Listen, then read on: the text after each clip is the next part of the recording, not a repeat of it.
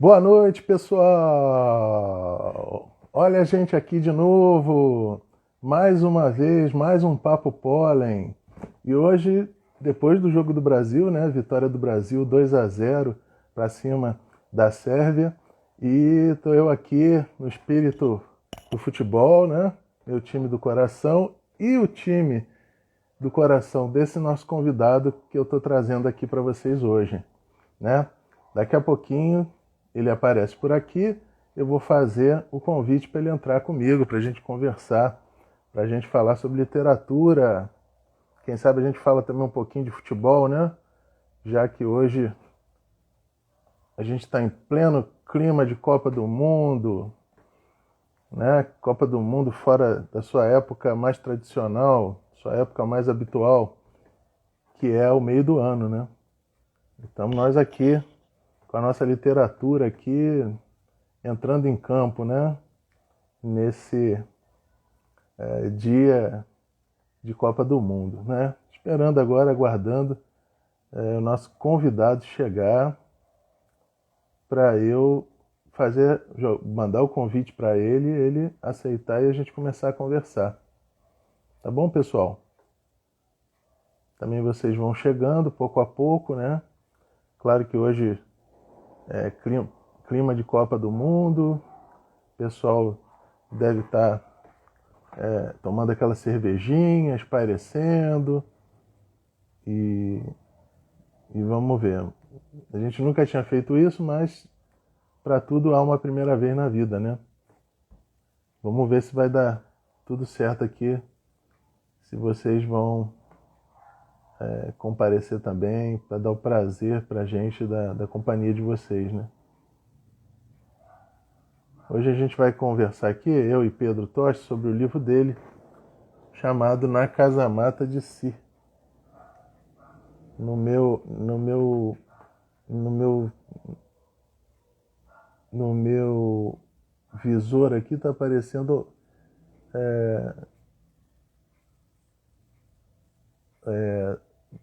aparecendo invertido, né? Mas vamos lá. Esperando o Pedro chegar. Pedro está um pouquinho atrasado, mas já já ele está chegando aí. E vamos ver aí, esperando o Pedro aparecer para a gente começar a live. Tá bom, pessoal? Já já vamos ter Pedro Tostes aqui. Pedro Tostes.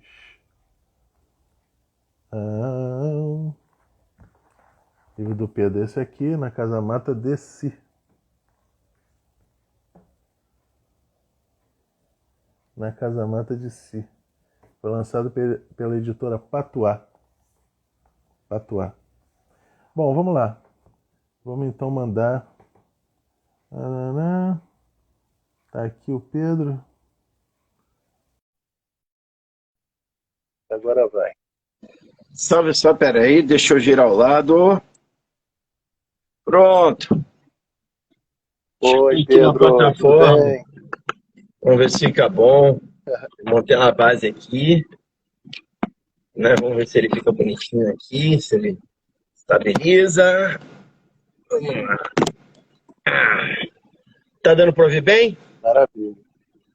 Tá dando pra ouvir bem, tá dando pra ouvir direitinho. E aí, Pedro, tudo bem contigo? Tudo bem, gente. Boa noite.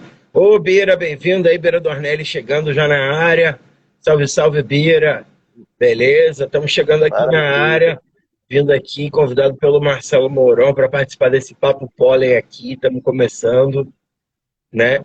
Ângela, Hoje, Ângela, ô Ângela, querida. Beijo, beijo, querida. A Ângela, muito querida, foi uma pessoa que me ajudou muito na época que eu escrevi o Casamata. É a epígrafe que eu encontrei aqui, né, do Alden, que é linda, né, epígrafe geral do livro do Alden, foi ela que me indicou a leitura, me indicou o poema, e eu acabei adotando a epígrafe. Ângela, muito obrigado, um beijo, muito carinho. Vou até ler aqui a epígrafe, né? A gente está começando hoje aqui, o assunto vai para o Casamata, né? Essa epígrafe muito bonita do Walden. E Walden é um poeta muito ligado a essa luta antifascista, né? E esse livro é um livro que relatava muito esse crescimento do fascismo aqui no Brasil, né? Esse momento que a gente estava vivendo, né? E aí eu queria alguma coisa que dialogasse com isso, e ela me indicou essa leitura. E aí eu selecionei esse trecho aqui do poema. Amanhã, para os jovens poetas explodindo feito bombas, o passeio à beira do lago, o inverno de perfeita comunhão. Amanhã, a corrida de ciclistas pelos subúrbios, nas tardes de verão. Hoje, porém, a luta. Né? Esse poema era um poema do Alden, eu selecionei esse trecho para uma epígrafe. Agradeço muito a Ângela até hoje pela indicação do poema, né, que acabei adotando, né? Tá chegando mais gente aí, ó, avisando para quem tá chegando, hoje eu vou sortear um exemplar do Casamata de Cita. Quem quiser participar, porque tem que estar aqui, tem que estar ouvindo a live, tem que estar prestando atenção, bota o arroba aqui nos comentários, fala, olha, eu quero, arroba fulano, quero, e aí a gente vai anotar aqui, vai dar um número para cada um, né? No final, vou passar aqui para as pessoas, a gente vai passando o número para quem está dando o nome ali, né? Eu estou anotando, vou anotar nesse papel aqui bonitinho, para ninguém dizer que tem golpe, né? Aí no final eu vou entrar lá no site do sorteio e a gente vai sortear um exemplar do livro no final da live, tá? Isso é para quem está vindo, quem está ouvindo a gente falar aqui, quem está prestando atenção. Quem está só vendo dois caras bonitos, saca? Aí realmente não concorre ao livro.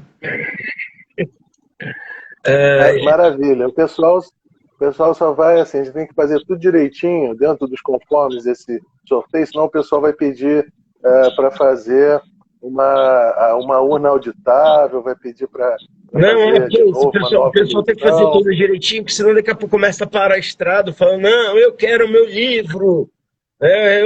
Eu tava lá, eu vi a live, eu estava assistindo. Não, tem que dar o nome e falar aqui, arroba fulano quer participar do sorteio, que aí a gente anota aqui. Eu vou falar, fulano, ó, o seu número é tal, tá? Número tal. Aí no final a gente vai sortear, vou dar um print lá do sorteio. Ó, o Bira do Arnelli já acabou de pegar o número 1.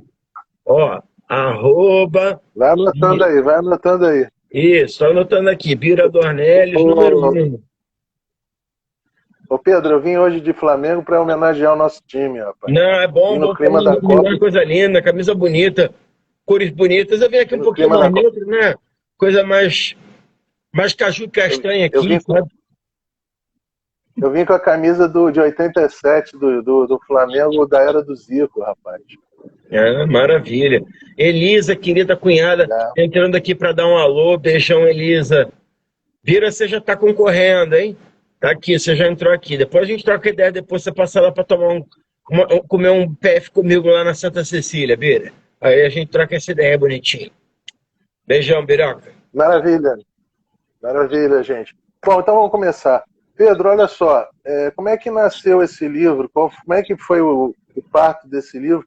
Você tinha poemas já sendo feitos e um conjunto de poemas e falou, bom, eu acho que agora dá um livro e vou ver que nome eu vou achar para esse conjunto de poemas? Ou você primeiro nasceu a ideia do livro, aí você foi escrevendo em cima da ideia? Como é que esse livro foi se compondo? Olha, aconteceu assim, vamos falar, coisas boas acontecem na vida do artista depois de muitos anos de trabalho, e esse livro foi uma delas, né?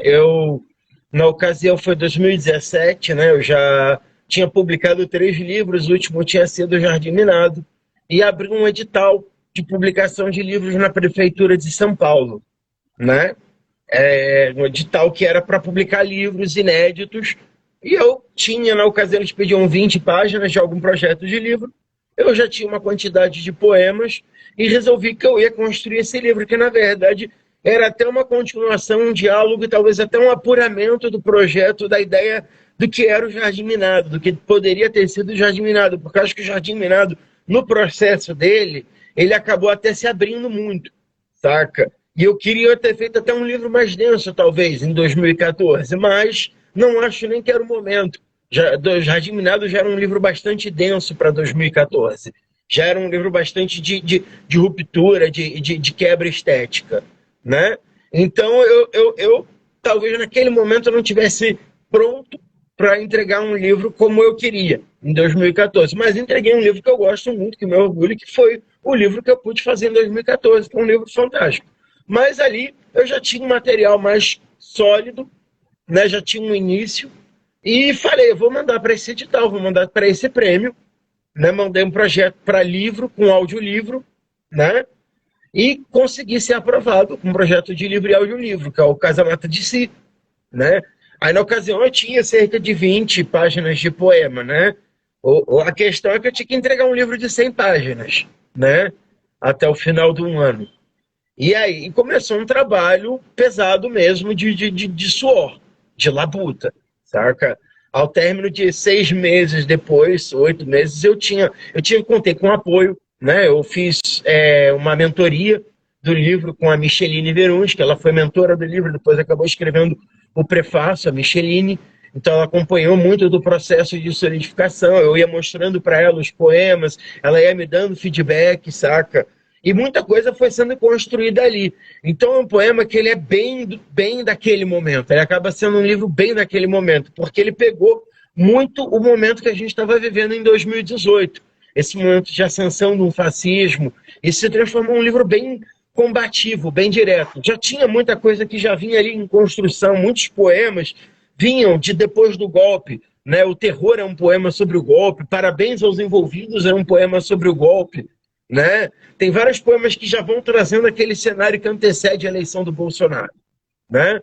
Então, o Casa Mata de Si ele era um livro que já estava dialogando com essa chegada desse zeitgeist, desse momento de ascensão de uma extrema-direita no Brasil. Né? É um livro que traz isso dentro de uma perspectiva poética. E ele, por ter sido produzido mais de 2/3 em termos de texto em 2018, porque eu comecei com 20 páginas, né, no Word e terminei com cerca de 60 a 70 páginas no final. Então, 40 e tantas páginas de poemas foram construídos desde o início até o final em 6 meses. Saca? Isso é um trabalho. Isso é um trabalho, porque é você ter uma meta, é você ter uma direção, mas é isso. Também não, eu não tinha um direcionamento. Não era uma coisa assim, eu vou fazer isso, isso, isso e aquilo. Não, eu tinha um conceito, eu tinha uma ideia. Mas as coisas elas vinham ali num processo de construção que era muito do momento. Você mesmo, por exemplo, a gente estava falando dos poemas que vai ler, você até selecionou um poema que é muito interessante, que é a Arte da Guerra segundo Ovídio, né? Que são coisas que eu fui construindo ali no processo. Então, eu me propunha desafios, eu fazia propostas, né? E a Arte da Guerra segundo Ovídio, a minha brincadeira foi fazer um apócrifo, escrever um texto apócrifo, né? Aí, porque as pessoas, mas você fez um apócrifo, mas por que você deu para o Ovídio? O apócrifo é meu, né? Eu dou para quem quiser. O ponto é esse, né? Então eu criei o apócrifo e aí eu brinquei, porque eu transformei, né, um conceito que é a arte da guerra, né, que a gente sabe que foi escrito pelo Napoleão, pelo Sun Tzu, mas não foi pelo Ovídio. O Ovídio escreveu qual? A arte de amar. Então é uma brincadeira, você transformar um tratado de guerra num poema de amor. Você transitar nesses dois universos, porque é um livro extremamente bélico, né? E quando a gente fala quando você traz uma proposta tão bélica, tão de ruptura, tão de quebra, né? Você acaba tendo que buscar também, né, formas de expressar várias coisas, multiplicidades dentro disso, né? Então o amor, a ideia foi como fazer um poema de amor no meio de um livro de guerra, né? Essa é a ideia, como fazer um poema de amor no meio de um livro de guerra, num livro de poema de guerras. Né? Porque mesmo as pessoas, mas os poemas não falam de guerra, não, mas não precisa falar. Né? A gente está falando de um mundo cindido, o tempo inteiro. As imagens são de ruptura, são de quebra, são de falência. Você tem navios encalhados, você tem ruínas, você está o tempo inteiro, o livro está cercado de um cenário de guerra. Né? A guerra ela passa a ser um cenário subjetivo dentro desse livro. Né? Muita gente bonita passando aqui, o pessoal do Sarau da B1, querida Noélia entrou aqui também. Beijo, gente. Ó, falando quem estiver aqui, quem chegar aqui, estamos sorteando o exemplar do livro. O Bira já se inscreveu. Dá um alô. Noélia, beijo para você. Vai se inscrever, Noélia? Vai pegar o número 2 do sorteio? Fala para nós. Fala assim, eu quero participar do sorteio. Dá um alô. Beijão, Nonô. Saudade de você, meu amor. Mas é isso. Maravilha. Pedro, deixa eu te perguntar uma coisa que eu sempre fico muito curioso, pelo menos para mim funciona de uma determinada maneira. Você, quando vai escrever um poema, você tem como mola propulsora a tua emoção, o que você está sentindo de indignação do que está te rodeando, e aquilo explode de dentro. Você fala assim, pô, a fome está terrível, então eu vou escrever sobre fome porque isso está me incomodando, eu tenho que botar para fora o que eu penso sobre esse tema. É emocional mais ou é mais racional? É mais elaborativo? É mais planejado o poema? Ou você dosa as duas coisas, o emocional com a técnica, com a depuração do poema? Como é que acontece esse processo do nascedouro, daquela primeira versão, pelo menos, do poema, né? Não sei se você é preciosista de ficar mexendo, Eu sou mas bem o chato. primeiro jorro, como é que acontece? É de uma emoção que você sente? Beijo. Primeiro, a Noélia, número 2, já tá guardado para Noélia. Rosa, beijo. Entrando, Tatiane, Rosa entrando. Quem quiser participar do sorteio, estou sorteando hoje o Casamata de Si aqui, com o querido Marcelo. É só dar um alô aqui, falar quero participar, eu anoto e dou um número. Respondendo a sua pergunta, Marcelo, sobre a questão do processo. Eu acho que o processo ele é múltiplo, né? Ele não há só um caminho, né? Mas frequentemente comigo o processo literário ele é uma mistura de uma ruminação com um jorro, saca? Frequentemente uma imagem, ou um som, ou algum verso fica me atravessando por muito tempo. E eu fico ruminando aquilo, e eu fico desenvolvendo, eu fico tentando alcançar alguma coisa com aquilo. E de repente chega um dia, você senta na beira do lugar e fala, não, vai ser aqui mesmo, saca? E aí você senta e você prepara o poema, mas mesmo que muitas vezes o poema saia ali é, enorme, muito pronto, você sempre vai passar muito tempo retrabalhando. É uma coisa obsessiva, Marcelo. Esse livro, chegou poema que eu te escrevi durante o processo, que terminou o livro, eu já sabia o poema de cor, de tanto que eu tinha relido dentro do próprio processo de escritura. De tanto que eu tinha voltado aquele poema e tentado corrigir, saca? Esse poema, por exemplo, A Arte da Guerra Segundo o Vídeo, ele tomou cerca de 10 horas em um dia. Eu acordei e falei, não, tá bom, hoje eu vou fazer esse poema. Eu já estava vários dias com ele na cabeça. Falei, não, hoje eu vou fazer esse poema do A Arte da Guerra Segundo o Vídeo. Eu vou sentar e vou compor ele. Eu já tenho uma ideia mais ou menos de algumas imagens que eu quero trabalhar, né? Já tinha alguma coisa mais ou menos. Eu falei, não, vou sentar, porque não dava, aquele negócio, tinha pressão de tempo, não dava para ficar esperando, feliz, saca, que a musa me abençoasse com a inspiração. Eu tinha que entregar um livro em 6 meses. Não dava tempo para trocar ideia e ficar de chameguinho com a musa. Eu tinha que chegar e fazer os poemas mesmo. E aí eu sentei e comecei. Uhum. Foi assim, era dando murro em cada verso, era dando murro em cada verso, dando murro, dando murro. Você escreve, fazia um terceiro, são vários terceiros, você escreve, não tá bom, isso aqui não tá bom, precisa melhorar, essa imagem tá redundante, pá, bate, amassa, volta. Agora tá legal. Aí você viu, você gastou 1 hora, escreveu 3 versos. Ótimo, muito bom, 3 versos em 1 hora, tá bom. Né? É isso, trabalho, é retrabalho, porque você não pode ficar satisfeito. E aí você para, você sai, você levanta, você fuma um cigarro, você toma um café, você volta, você saca? Saca?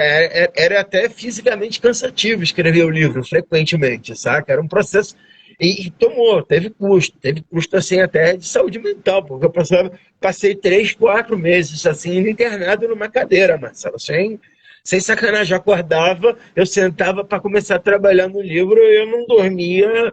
Até eu dormir, eu estava sentado no computador trabalhando. Eu estava sentado no computador trabalhando. Eu podia. Claro que a gente não vai dizer, não vou ser mentira, não. O tempo inteiro você senta e está escrevendo. Não, às vezes você está lendo, você está pesquisando, você dá uma pausa, você entra no Facebook para desanuviar, para brigar com alguém, porque você está apanhando do poema, você precisa brigar com alguém em troca.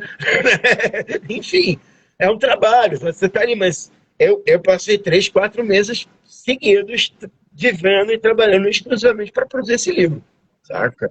Foi um processo extremamente intenso. E todo mês eu voltava com 10, 12 páginas para entregar para a Micheline, para ela ler e ela dar o pitaco dela, saca? Porque eu me obrigava, eu trabalhava com meta, porque eu sabia que eu tinha que ter material pronto. Então eu queria ter material para ser lido, eu queria ter material para receber um feedback, eu não queria chegar de mão vazia para uma reunião, né? Eu queria ter coisa pronta, porque senão a coisa não ia andar, né? E foi importante, foi bom, um livro muito sólido, muito coeso, eu creio, por causa disso. Ele é um livro que tem uma coesão muito grande, isso é interessante, isso é bom, isso é uma grande virtude do livro, né? Ele é um livro Não, que... e eu perante teus outros livros, eu sinto ele como o melhor. Minha opinião pessoal, que ele é o mais maduro, o melhor livro, o mais equilibrado de toda a tua obra. Acho que aqui você chegou num ponto da curva, bem não digo apogeu, porque aí tem sempre aquela coisa do ir, chegou ao apogeu, o resto é queda, né? Da coisa E depois vai parabólica, né? Da ideia desabando, da não. parábola. Tem lá o pagode reclamando Pois do é, mas apogeu e depois vai ele, desabando. Não, não tem apogeu não, tá num ponto legal. é, Tá o mas eu fundo acho que bom. ele é um livro muito bem cuidado, desde a capa, o nome que ele levou de título dele, quer dizer, a patuar também o trabalho belíssimo de visual do livro, de apresentação do livro. Eu acho, o melhor, na minha opinião, o melhor livro da tua obra poética, né? Por enquanto, né? Esperemos que o Você melhor ainda até vai fazer então. muita coisa. Até então, você vai dar fazer muita coisa boa, daí para cima. A Noélia falando aqui, Casamata é ótimo livro, tá rasgando aqui um belo elogio, eu concordo, eu estou acabando de A Noela falar é nisso. fantástica, é uma queridíssima referência forte para a nossa geração, né? Uma pessoa que construiu toda uma história. Rosa, querida, quer ler? Vai se inscrever. Então, Rosa, número 3 para você, Rosa, no sorteio. Eu vou te inscrever aqui no sorteio. Número 3 para você. Mais tarde a gente vai fazer o sorteio aqui no final da live. Fique aqui assistindo com a gente, que no final vai ter sorteio. Você está com o número 3, Rosa Lilás 2014. Maravilha, Pedro. Vamos agora então mandar ver em poesia? Manda aí um primeiro poema aí para a gente curtir tua obra, um poema desse livro aqui, maravilhoso, Na Casamata de Si. Vamos dar uma olhadinha? Eu vou ler um que chama Por que Ler os Clássicos, que é logo na abertura assim, do livro. Eu começo com uma série de poemas metalinguísticos. O livro ele tem uma dinâmica que vai de dentro para fora. Eu começo o livro num olhar para dentro, né, na casa-mata, na parte da pessoa dentro de casa, esse espaço íntimo, esse espaço do olhar para si. Né? E os poemas metalinguísticos se encaixam dentro dessa perspectiva, como a linguagem olhando para si. Né? E aí eu falo, né, de várias questões metalinguísticas, e um deles é esse Por que Ler os Clássicos, que é um diálogo também, né, com o livro clássico que a gente aprende na escola de literatura. Por que ler os clássicos? É que hoje os dias são mais breves e a cada passo se estreita o precipício.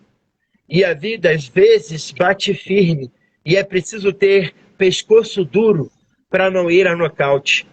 Não se deve jogar esperando ter o nome em uma placa dourada brilhante. Um diamante é sempre rígido e constante, e mesmo bruto carrega em si o peso de sua glória. Pois mesmo que falsários escondam do sol a sua luz, a chuva sempre lava a terra, e após a enchente, dentro da lama, a vida guarda suas sementes. Muito bom. Lúcia de Quadro Oliveira. Vou anotar aqui, número 4 para você, Lúcia, para participar no sorteio. Estamos aqui, ó. Você vê que aqui a gente não tem erro. Falei o poema aqui, mas eu li você, só comparei o poema porque a gente está aqui no meio da leitura. Lê você também, Marcelo. Você falou que você ia ler. Quanto anota aqui o nome da Lúcia bonitinho. Pois é, isso que eu ia falar. Agora é a minha vez de ler Pedro Tosta aqui, tentar interpretar da melhor maneira possível. Né? Você falou tanto do poema Arte da Guerra segundo Ovídio, não era o primeiro que eu ia ler, mas passou à frente na fila, já que você comentou tanto sobre ele. Amar é briga de foice, açoite que o peito clama, enquanto a bomba ainda pulsa. Trincheira cavada no corpo, por onde percorrem os cheiros de cuspe, de sangue, de gozo. Na palme, inflamando sentidos, o toque suave na pele que explode o fogo do ser, espada que fere sem fio e encrava no meio de si todo o aço que vem no osso. Exército de terracota, enfrentando a força da chuva para semear as flores. É conquistar o território apenas para se entregar ao inimigo. Bandeira branca. Eu quero mais é te querer. Muito bom, muito bom. Boa leitura, boa leitura. Eu gosto desse poema, ele é redondinho, né? Eu gosto da métrica dele, da sonoridade. Né? Faz tudo que eu Sim. falei, dá Ô, Pedro, trabalho, né? Dá trabalho, né? duas Fazer. coisas aqui. Sim, duas coisas assim na minha leitura, né? Na minha chave de leitura particular, subjetiva, me chamou a atenção, né? Primeiro, assim, que ele, lendo agora ele aqui, conversando com você a propósito do livro, o que eu já pensei sobre esse livro quando eu li para fazer a live, minhas leituras prévias, né? E anotações e estudos sobre ele, ele me parece ser assim, também uma forma de luta corporal das Sim. pessoas que se amam, assim, uma luta boa, né? Uma guerra boa travada em cima de uma cama, né? Me parece que vai nessa ideia de guerra também, só que uma guerra de amor, né? De troca de Exatamente. amor. As guerras, elas são travadas nos campos da subjetividade também, né? Principalmente quando a gente está falando da luta contra esse fascismo contemporâneo. É uma guerra que a gente trava muito na subjetividade. A gente está vivendo aí um processo de hipnose coletiva, sabe? Se a gente não lutar no campo da subjetividade, se a gente não entender que a subjetividade é um campo em disputa, né? A gente vai perder essa guerra de goleada, porque os caras já entenderam. Eles já estão aí manipulando a realidade, a percepção da realidade, saca? E a gente que é artista, que fomos banidos da República pela nossa capacidade de subverter a realidade, vamos ficar parados levando goleada de subjetividade? Deus me livre, não, eu vou para a guerra. Né? A gente vai brigar, a gente vai pegar o campo subjetivo de volta. A gente não pode deixar na mão deles. Né? Vamos falar nisso, já que a gente está nesse clima mais de guerra, né? Falando de briga, eu vou falar de guerrilha, né?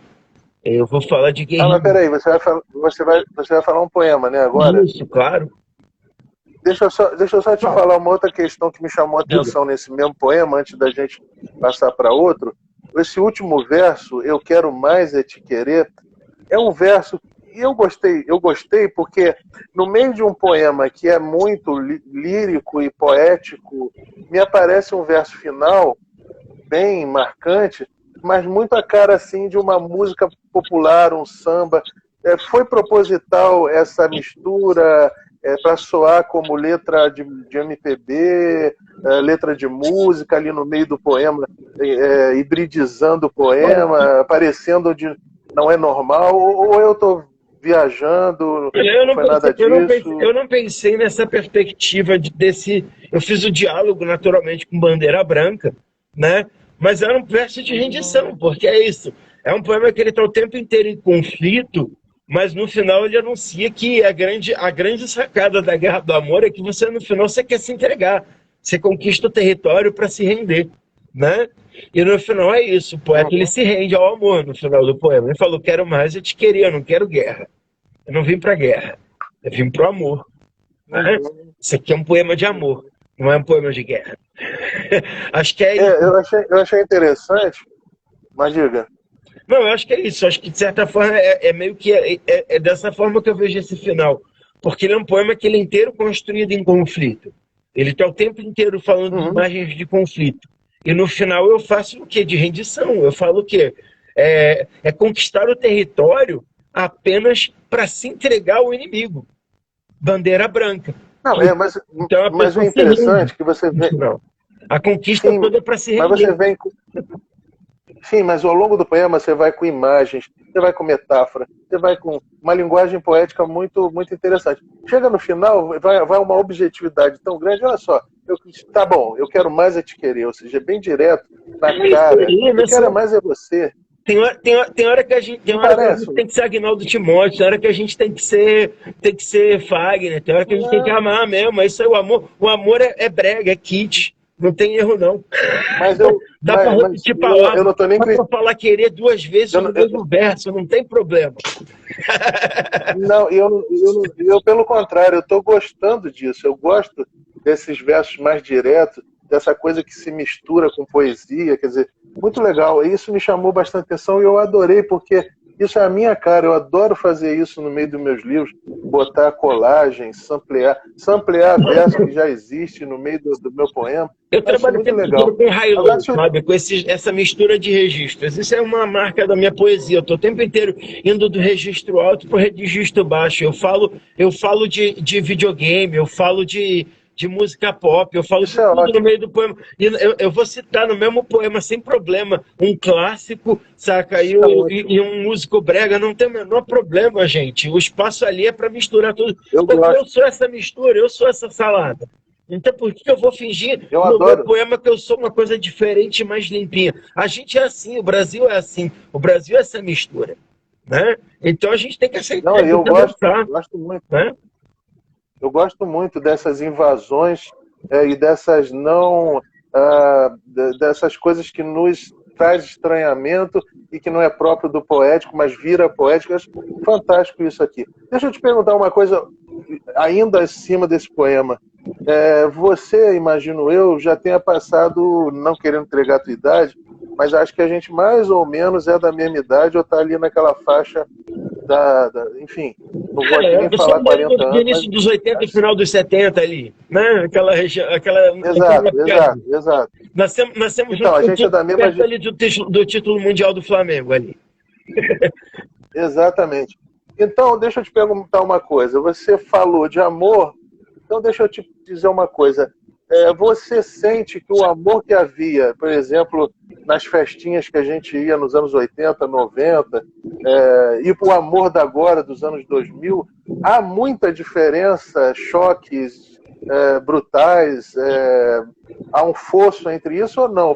Ou é a mesma coisa, o mesmo tipo de amor, o mesmo tipo de conquista? Como é que você vê o amor lá e o amor agora? Eu acho que as pessoas. O amor é o mesmo, as pessoas mudam um pouco, os códigos mudam um pouco, mas a juventude sempre foi assanhada. Sacou? Eu levava um monte de toco na juventude, então eu não sei muito bem como é que era o amor na juventude naquela época, não, saca? Eu fui ser amado, já estava nesse século aqui, saca? Então, né, fui ter relações, já mais velho, depois dos 20 anos. Eu acho legal hoje, porque, por exemplo, na minha época, pelo menos na escola, você não via nenhum menininho, nenhuma menina, ninguém saindo do armário. A gente até sabia, tinha um outro coleguinha que se assumia, mas era uma coisa muito escondida. E hoje eu já vejo essas pessoas se empoderando, falando do próprio amor, se afirmando. E eu acho isso legal, eu acho isso um ganho. Né? Eu só consigo ver essas coisas como ganho.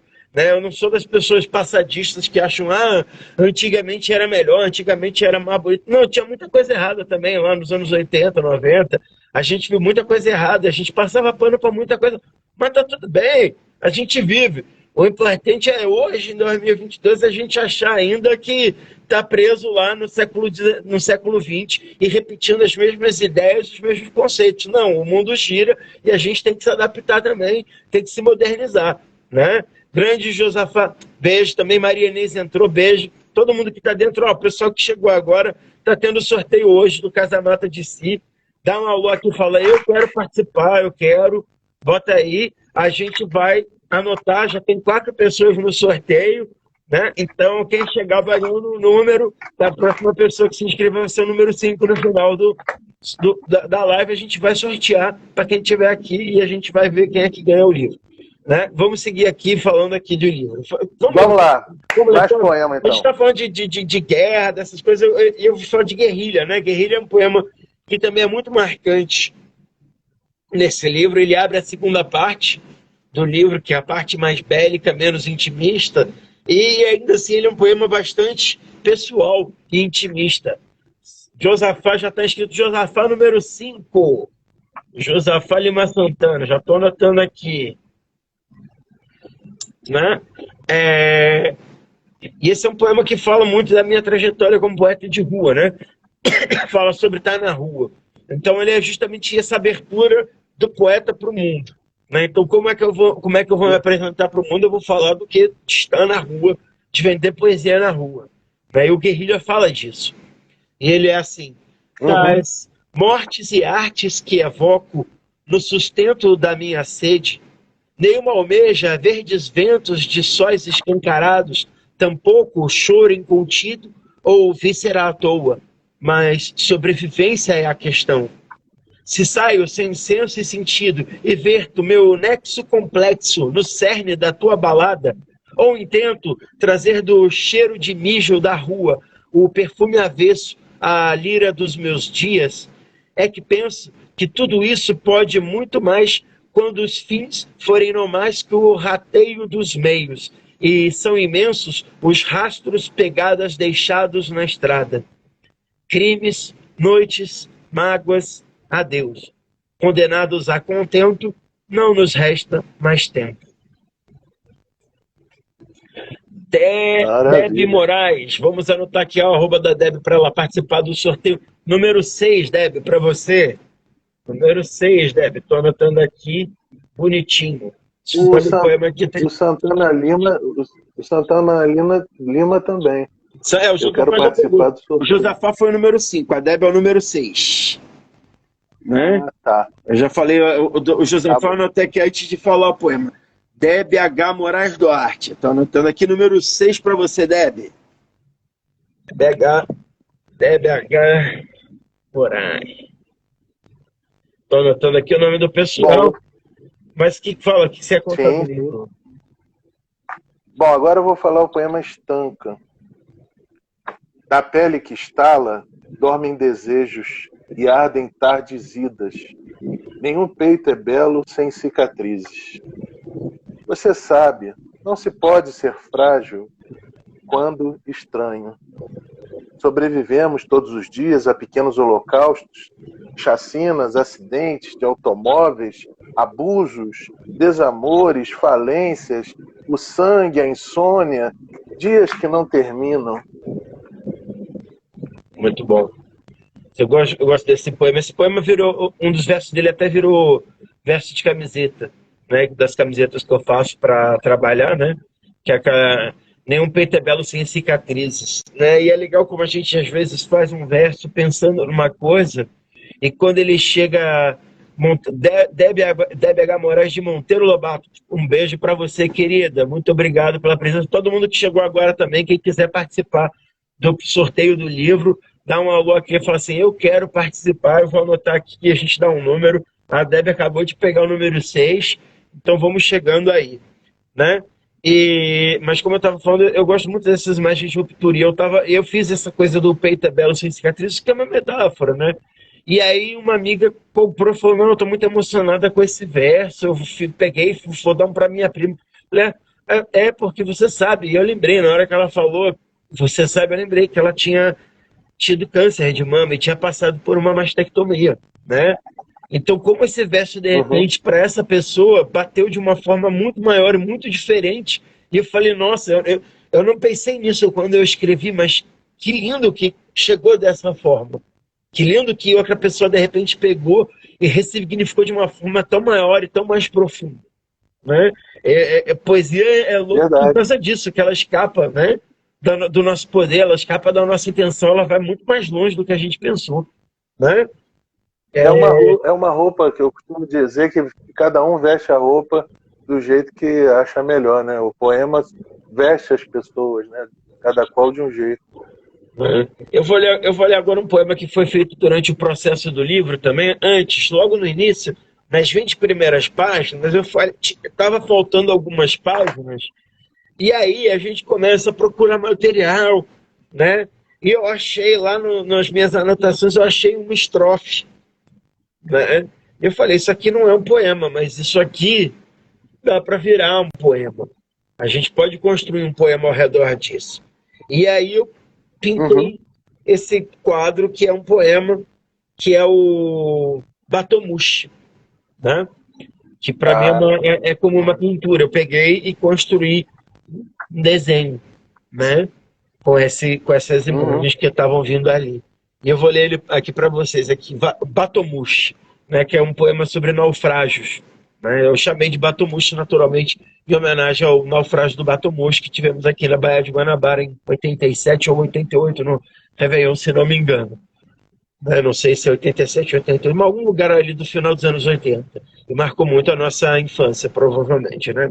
Você também é da minha geração. Uhum. Então, Batomuxo. Sim. Rotas velas dançam a canção do vento. O mastro aponta a lua e a diagonal corta o horizonte, lembrança do que foi embarcação.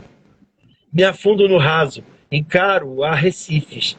Sou naufrágio sentimental, metade submersa em mim, uma ponta de dor desponta do mar.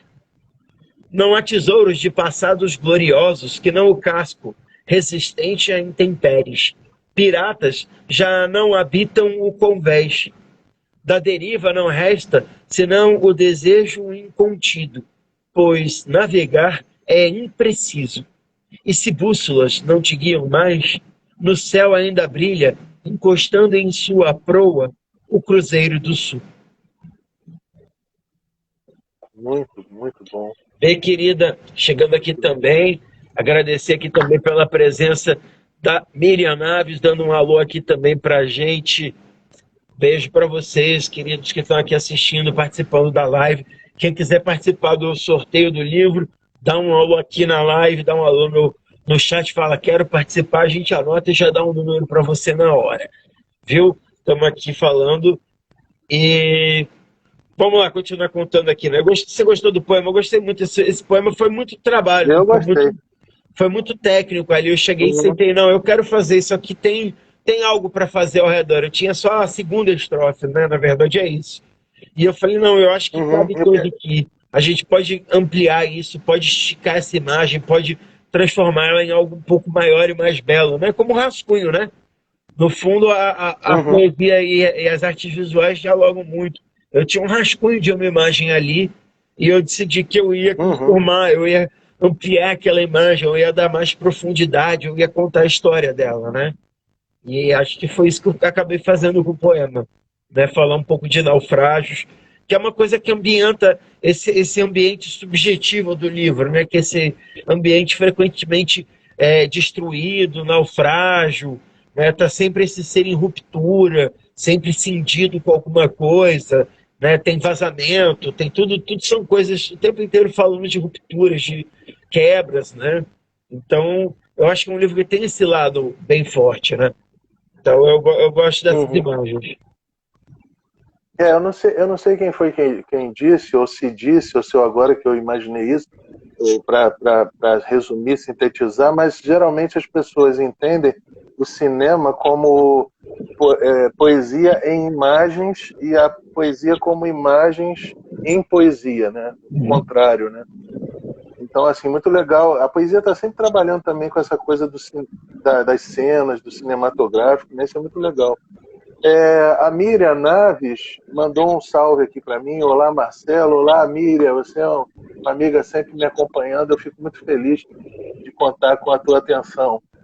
Dando parabéns aqui pela camiseta, Pedro, para você, a Miriam. Também. Sim, obrigado. Obrigado pela. Eu achei que era pela sua que ela estava elogiando essa camiseta bonita do Flamengo aí. Ih, rapaz, eu acho que é. A minha aqui é a Caju Pertence, só simplesmente.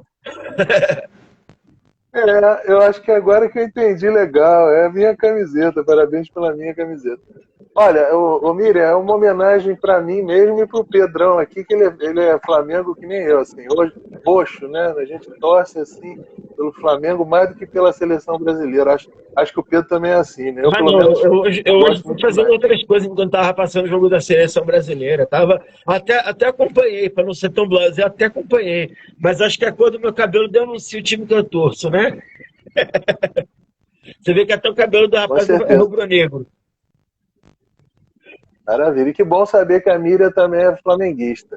Bom, olha só, então vou ler um poema agora chamado Como Ler um Livro de Poesia, que é o poema que...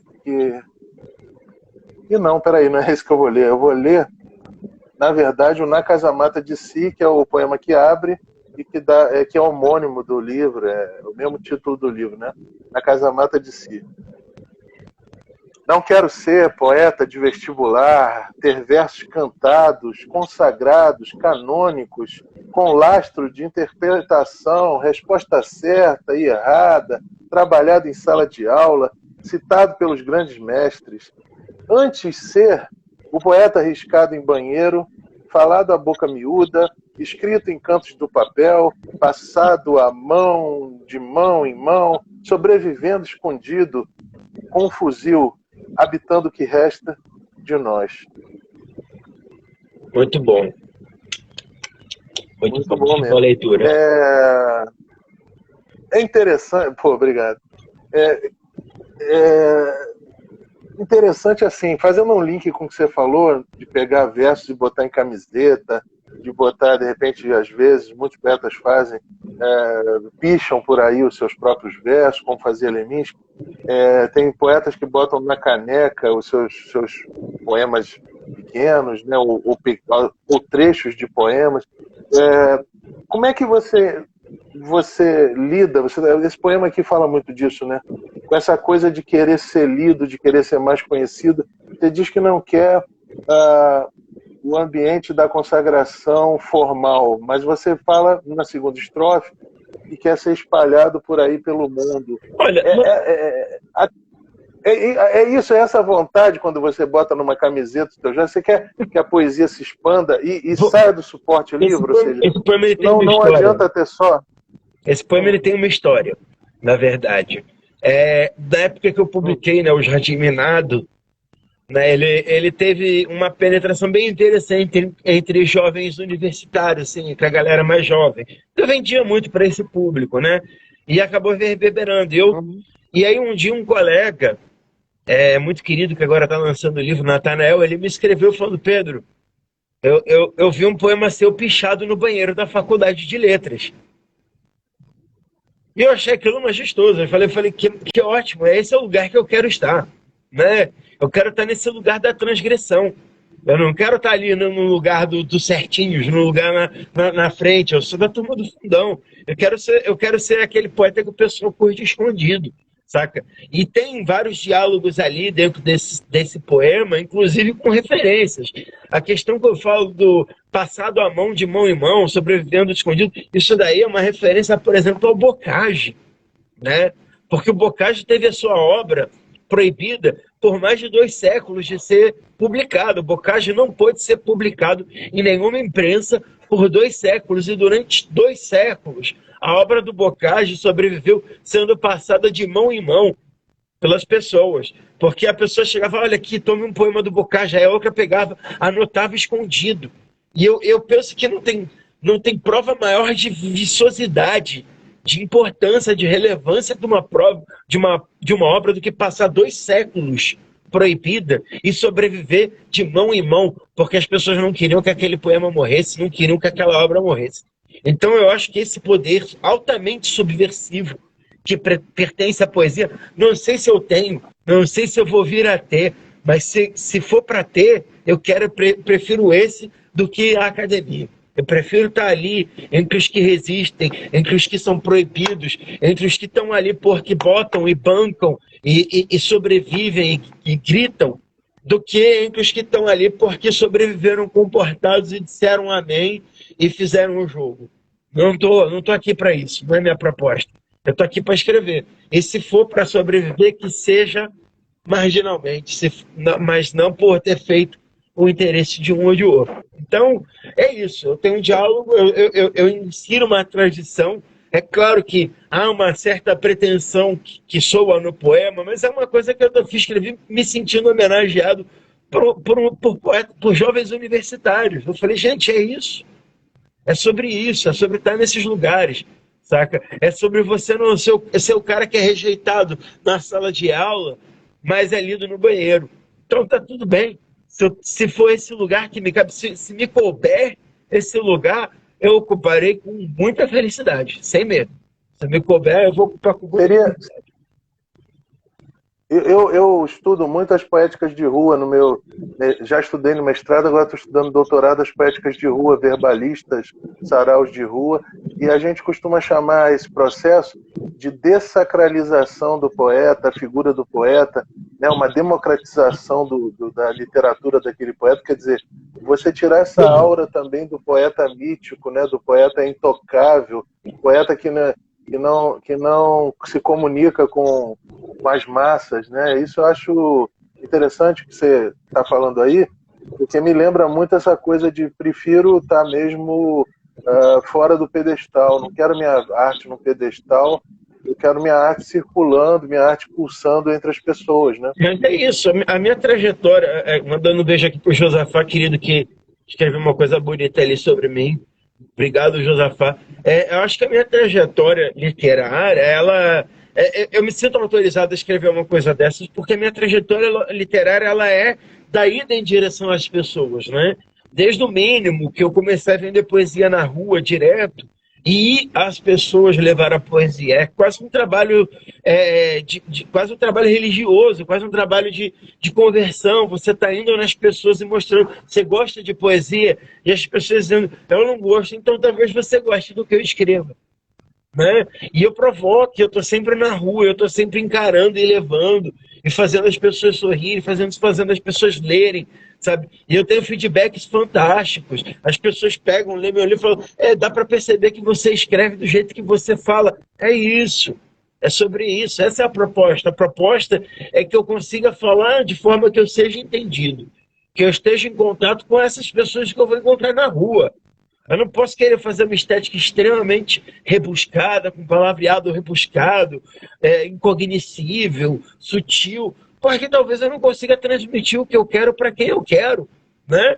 E eu acho que é isso, faz parte da história, né? A gente tem que saber que o nosso trabalho ele tem que ter um público. A gente não pode achar que escreve para todo mundo. Ninguém escreve para todo mundo. Eu escrevo para um público bem específico, né? E eu acho que eu fico feliz de escrever para esse público. Eu não me ressinto. Eu não acho que a academia não me reconhece porque eu sou injustiçado. Não, eu não estou escrevendo para a academia, gente. Está tudo bem. Se eles não quiserem me ler, não quiserem me estudar, está tudo bem. Eu também escrevi para eles. Então, so what? Qual é o problema? Né? Eu escrevi para o público me lê. As pessoas da rua me leem. Sabe? Eu acho que isso, para mim, tem muito mais valor do que ser lido por fulano, beltrano e ciclano, porque eu estou sendo lido por gente que não queria nem saber de poesia até então. Por gente que falava, eu não gosto de poesia. E de repente eles falam, tá aí, isso aqui eu gosto. Então, pô, talvez você goste de poesia. Talvez você só esteja procurando um lugar errado, né? Então, Você hoje em dia, você explora mais o ambiente da rua, dos ambientes abertos e públicos, ou você também faz um bom uso da tecnologia, das mídias, das redes sociais, para expandir teus poemas com vídeos, a com gente divulga interpretação? Como é que onde dá, né? como é que você trabalha? A gente ocupa o espaço que dá. Eu faço vídeo, teve vídeo de divulgação do casamento. Eu tento fazer o máximo de forma para atingir e divulgar, né? Mas livro mesmo, venda de livro ainda continua sendo presencial a maioria. Quando não é na rua, é em sarau, é em lugar que eu vou, saca? As pessoas se apegam muito à coisa da presença, como a Rosa disse ali agora há pouco nos comentários, né? Quando a gente vende na rua, a presença do poeta ela é muito importante. A gente faz parte da história, né? Você tem que se apresentar, você tem que dialogar, você tem que saber chegar, né?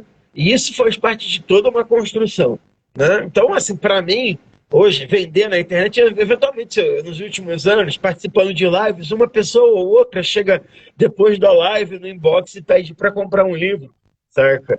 Mas não é nem, por exemplo, a mesma quantidade que eu tenho nos saraus, quando eu vou presencialmente num sarau na nossa casa, ou eu vou num sarau bacana que tem mais público, porque a gente vai, e muitas vezes a pessoa compra bolsa, compra camiseta, compra livro mesmo, e a gente está aí para isso, né, também.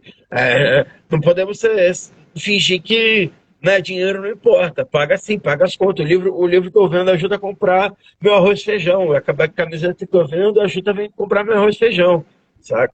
A gente faz por Uhum. amor, não tem, ninguém tem a dúvida disso, né? Porque se fosse por dinheiro, eu estava vendendo lanche só, né? Porque eu ganho muito mais dinheiro fazendo lanche, vendendo lanche, do que com poesia, né? Mas não, a gente faz por amor mesmo. Mas também o livro custa dinheiro, a camiseta custa, tudo isso custa dinheiro. Produzir, estar constantemente em circulação, viajar ao Brasil para divulgar o trabalho, tudo isso custa dinheiro, né? Então a gente eu não tenho a menor vergonha de ser mascate, não tenho, sabe? E vou a vários lugares É com esse maravilha. trabalho. Dou graças a Deus, já rodei esse Brasil quase inteiro, Marcelo. Já fui, pô, Nordeste Uhum. inteiro, Sul inteiro, sabe? Sudeste inteiro. Já fui em boa parte do Centro-Oeste, já fui no Tocantins, ainda preciso subir mais para o Norte, mas estamos chegando lá. Com o tempo a gente chega lá. É só questão de estruturar os planos. Era para ter feito em 2020, 2019, mas tivemos uma pandemia, né? E é isso. Né? A coisa é a gente está construindo os caminhos e as pontes sempre. Boa noite, Fátima Trocoli. Boa noite. O Josafá falou aqui mais um pouco, querido. Josafá, beijão. O pessoal da Casa Empíria também chegou junto. Beijo. Gente, está tendo sorteio do Casamata de Si. Quem quiser dar um alô aqui no chat, fala, eu quero participar. A gente passa o número aqui na hora. Já tem 6 inscritos aqui no sorteio. Viu? Eu tô anotando aqui bonitinho nesse papel. Ninguém vai ser esquecido, não. Ninguém que disser o alô que quer participar. Bia Barros, beijo. Seja bem-vinda aqui, querida. Nós estamos aqui fazendo uma E live depois, bonita de poesia. isso, e depois a gente divulga o ganhador. Eu vou pedir É. licença para você para ler as mensagens, que estão muito bonitas mesmo, porque essas mensagens depois, elas não ficam gravadas nem naqueles comentários do Instagram, nem nada. Então, como é uma live que fica gravada no Instagram e fica gravada no YouTube, acho interessante ler aquilo que as pessoas acham de você, querem mandar de carinho para você, para ficar registrado na live. Isso Pode vai ler. ficar registrado lá, né? Até quando o YouTube vai durar, a gente não sabe, mas eu vou resgatar cada uma dessas lives que eu faço para guardar em algum site, desse material não se perder durante bons anos aí. Então, para registrar, vou ler aqui a mensagem do pessoal. Olha, o Josafá falando, Pedro Tostes é um poeta da transgressão. Gosto de sua poesia exatamente por isso. Josafá de novo. O Pedro é um poeta do agorismo, do agora. Achei muito legal esse agorismo, achei muito bacana. Bacana. Jéssica Thaís. O Pedro Tostes é um poeta incrível, faz um grande trabalho. A Rosália, quando vendia na rua, você vinha junto com o livro. Bonito isso que ela falou, né? Você vinha junto, ou seja, a tua alma, teu espírito, tuas coisas. A Debbie Moraes falando, se atingir uma alma, já valeu a pena. Vale. Sempre vale. O Josafá, de novo, aqui falou mais abaixo. O que me chama a atenção na poesia do Pedro Tostes é que sua poesia é, antes de mais nada, marcada pela transgressão de toda a ordem. E a nossa Fátima querida, minha amiga, dando boa noite pra gente. Vamos lá, Pedro. Mais um poema aí. Fala aí pra gente um poema massa aí. Você leu um poema, né? Você acabou de ler um poema da parte metalinguística, eu vou ler um poema que eu acho que ele, dentro do livro, ele faz a ruptura entre essa parte metalinguística e vai entrando na parte mais lírica, subjetiva do poeta. Ele é um poema metalinguístico e subjetivo ao mesmo tempo, né? Então ele vai fazendo essa transição e vai entrando como se você estivesse entrando cada vez mais na casa do poeta. E chama System Failure, que é falha do sistema, um termo do computador. Então, né, a imagem toda vem ali de uma pessoa já trabalhando no próprio computador. System Failure. Eixo em que deixo e deito os sentidos. Porta aberta da percepção, por onde entra algum vento, derretendo o suor deste corpo cansado. Seta que aponto, e quase sempre erro, ouvindo o silêncio, cheio de grilos, e o barulho incessante de dedos nervosos num teclado qualquer. querendo mostrar para todo mundo o ridículo que ninguém vê. Este poeta de cuecas e olhar inquieto, encarando de frente o absurdo sob um sol que derrete a moleira, e se não derrete, causa danos, destruindo o sistema operacional da própria mente ao tentar invocar do fundo do âmago um desastre, um monstro, ela, a lira, esse vírus, ataque terrorista, Space Invaders destruindo a linguagem e suas ruínas, por dentro do mundo que morde e muda, enquanto os cavalos atravessam a linha de chegada. Que barato, que bacana, que legal. Bom, lá vou eu então. Vou ler aqui um poema que eu achei legal, que você fez uma paródia do Vou Embora Pra Passárgada, do Bandeira, que se Foi uma das chama provocações Brazilian... Foi uma provocação de Facebook pós-golpe. Né? Aí eu já tinha um esboço durante o processo do livro, eu dei uma apurada no texto, né? Até em respeito ao Manuel Bandeira, eu fiz a paródia toda em redondilhas, né? Porque o Manuel fez o Passárgada toda em redondilhas. A primeira vez que eu fiz, eu não tinha atentado tanto para a questão da métrica, eu tinha me sentido mais à vontade. Eu falei, não, agora que eu vou publicar, vamos acertar isso aqui bonitinho, vamos retocar o texto, vamos botar na métrica, vamos respeitar Manuel Bandeira, porque se é para publicar no papel bonitinho num livro, vamos ter respeito por quem fez antes, né? Não vamos chegar, não, pô, vai ter um ritmo, vamos respeitar. Maravilha. Brazilian Dream. Vou-me embora para Miami. Lá sou amigo do Mickey. Lavas privadas que quero, na pátria que escolherei. Vou-me embora para Miami. Vou-me embora para Miami. Aqui eu não sou feliz. Lá a existência é uma aventura que Hollywood nos vende. E Trump, o cara da grana, quer fazer um muro grande. Ele é o presidente do país que nunca tive. E como farei ginástica, lavarei os pratos sujos, entregarei pizzas quentes, limparei muitos banheiros e a privada vai brilhar. E quando estiver cansado, vou lá para Miami Beach. Mando chamar o Olavo para me contar as mentiras que no tempo de eu menino vinha me contar. Vou-me embora para Miami. Só em Miami tem tudo. É outra civilização. Lá eu me sinto seguro para ostentar Rolex na mão. Tem avenidas floridas, alcaçaite à vontade, tem iPhone bem barato, nem precisa parcelar. E quando eu estiver mais triste, cucarachas não tem jeito. Quando de noite me der de querer voltar para cá, lá sou amigo do Mickey, lavo as privadas que quero, na pátria que escolherei. Vou-me embora para Miami. Boa. Ai. Eu gosto dessas coisas do ritmo, né? O poema ele tem um ritmo que a gente tem que prestar atenção, né? Querida Fátima Troco, ele está aqui participando, já deu aqui um alô pra gente também, seguiu aqui. Beijão, Fátima, que está aqui assistindo a gente. Fátima, se inscreve aqui também, dá um alô, quem quiser se inscrever, dá um alô para participar no sorteio, nós vamos sortear, já temos 6 inscritos no sorteio da live, para o sorteio do Casamata de Si. Pie Garcia chegando, Pie, minha querida amiga, chegue junto, estamos aqui lendo poemas.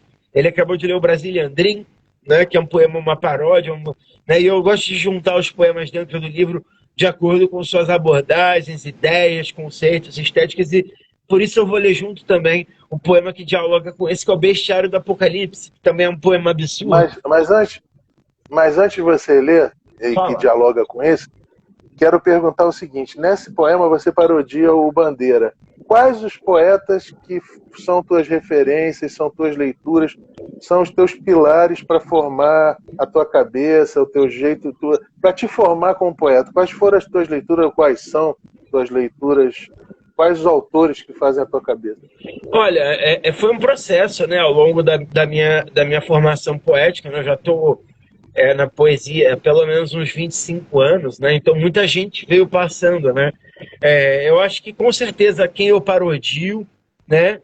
Sempre é uma forma de referenciar. A paródia é uma homenagem, né? Na minha visão, né? Então, eu parodio o Drummond, eu parodio Bandeira, eu parodio todos aqueles poetas que eu julgo pilares fundamentais da nossa literatura, não apenas referências pessoais, embora sem sombra de dúvidas, por exemplo, o Passargada era um poema que fez parte do meu repertório de poesia, ainda faz parte do meu repertório de poesia que eu recito, sabe? Que eu sei de cor, é um poema que eu sei de cor. Então, são poemas que fazem parte da minha formação, da minha construção poética.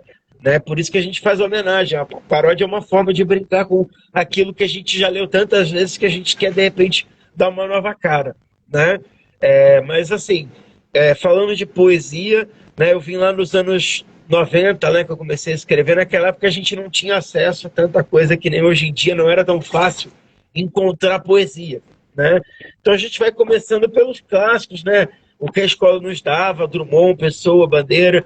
Leminski, para mim, foi muito forte na minha formação. Eu tive a sorte de ganhar um livro de poesia do Paulo Leminski quando eu fiz 15 anos, né? E acho que ali juntou a fome com a vontade de comer, né?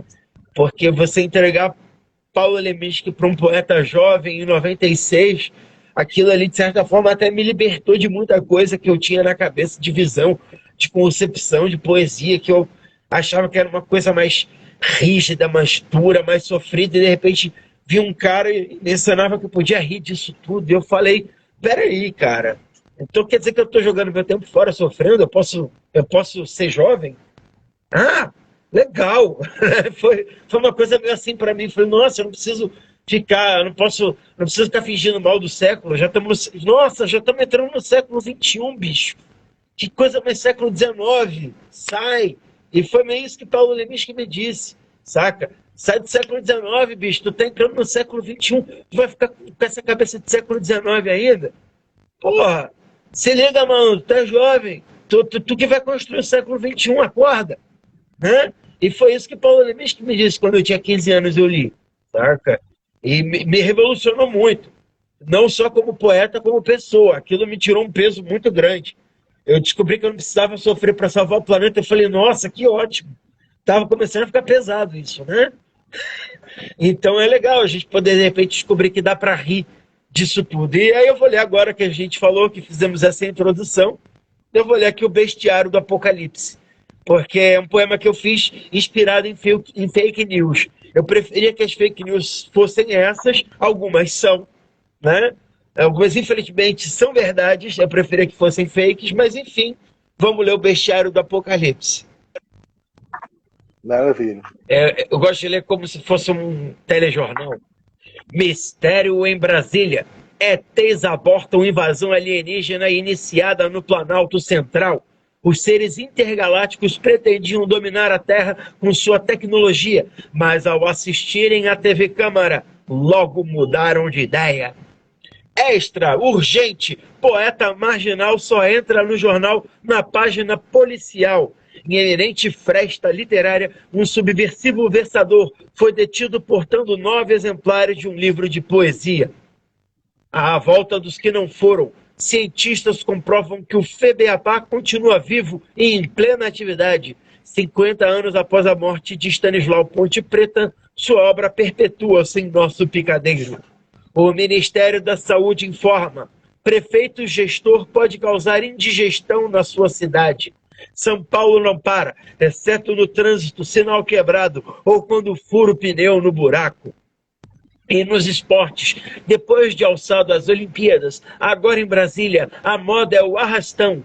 Empolgados com as novas diretrizes, deputados arrastam para a latrina os nossos últimos direitos. Em inação da Polícia Federal, foi desbaratinado um galpão onde 60 musas eram mantidas em condições análogas à escravidão. Suspeita-se de organização poética financiada pela Lei Rouanet, que lhes pagava 5 centavos por versos. E a última moda, nas ruas da grande cidade, é bater com um grande tacape na cabeça antes de perguntar. Impressionados com o ressoar da penúltima trombeta do Apocalipse, os cidadãos de Patolândia caminham armados até os dentes para ver quem é que tem razão. Eu queria que esse último verso não tivesse sido tão verdade nos últimos 4 anos. Eu queria não ser tão Pois profeta. é. Quando você falou a primeira estrofe, eu lembrei logo do pessoal fazendo SOS pros ETs, né? Não, é isso. É Depois, louco porque eu escrevi isso 4 anos atrás. E tem umas coisas que eu vou relendo assim, relendo agora. Falou, gente, não, pera, eu não queria ter acertado. Eu tava sacaneando, eu tava tirando sarro, galera. Não era pra levar a sério. Isso é um negócio sério. pois é. O negócio ficou mais absurdo do que. É isso, é difícil ser escritor no Brasil hoje, cara. É difícil. Você tenta fazer a coisa mais absurda que você pode. Você escreve a coisa mais absurda que vem na sua cabeça e os caras fazem pior. Porra, meu. É concorrência desleal, cara. É concorrência desleal. É sacanagem com a gente, pô. Eu me esforço. Eu vou atrás. Eu pesquiso, eu leio, eu falo, não, como é que eu vou fazer uma coisa mais absurda que a realidade? Os caras vão lá e fazem igual, pior, pô. Não dá, cara. É difícil. É difícil. Concorrência injusta. Concorrência injusta. O roteirista do Brasil é um cara que sabota o escritor brasileiro. A gente precisa deixar isso claro. Sabe? Ele acaba com a possibilidade, com a salubridade do trabalho do escritor brasileiro. Porque você faz uma coisa querendo tirar um sarro, os caras fazem pior. Pô, não dá, assim não dá, é difícil. É muito difícil ser satírico no Brasil hoje em dia. É muito difícil, é muito difícil. Não, e os humoristas também têm reclamado bastante da Não, concorrência, que eles não estão sabe? Você não não vê o estão humorista conseguindo se escutar. candidatando a deputado, a presidente. Agora você vê deputado, presidente fazendo palhaçada o tempo todo. Porra, gente, vamos respeitar. Cada um faz a coisa no seu lugar, né? O humorista faz humor, o deputado deputa. Sabe? Pô, não vai ficar trocando as bolas, velho. Não dá. Dá pra deputado ser humorista, senão daqui a... Aí é isso. Quando os humoristas começam. O que acontece? Galãs feios, que eram de humor, começaram a falar de política. Por quê? Concorrência desleal. Eu tô falando de humor, vocês estão fazendo palhaçada, eu vou começar a falar de vocês. É justo. Né? Eu falo de coisas engraçadas de humor. Vocês ficam fazendo palhaçada, eu vou começar a falar de política. É justo. É justo. Sabe, a gente tem Com que poder certeza, reconhecer a esses terrenos, né? com certeza. E engraçado até, que eu ia falar, que eu estava até rindo aqui disso tudo, mas é complicado mesmo isso tudo que a gente tá presenciando aí, rapaz. Pô, brincadeira. E você falou coisas aí, realmente, até me perdi. Eu estava aqui com uma coisa para te perguntar, acabei me perdendo. Eu falei tanta Mas besteira é que você isso. distraiu, né? Eu sei. Não, isso é bom. Não, inclusive, aqui, você podia fazer assim, comandar umas lives no Instagram, porque você é muito comunicativo. Uma coisa que eu sempre apreciei demais de você é o teu extremo senso de humor. Tô sempre rindo no teu Facebook, é o tempo inteiro rindo, com os teus deboches, tuas ironias finas, né? Ironias bem feitas, né? Muito legal isso. Senso de humor é uma coisa que a gente está precisando, né? Beijo, Pie. Bom, Vamos ler mais coisas. Vamos voltar para a poesia aqui. Já vamos lá, deixa eu voltar. Eu voltar que depois eu lembro o que eu ia te perguntar.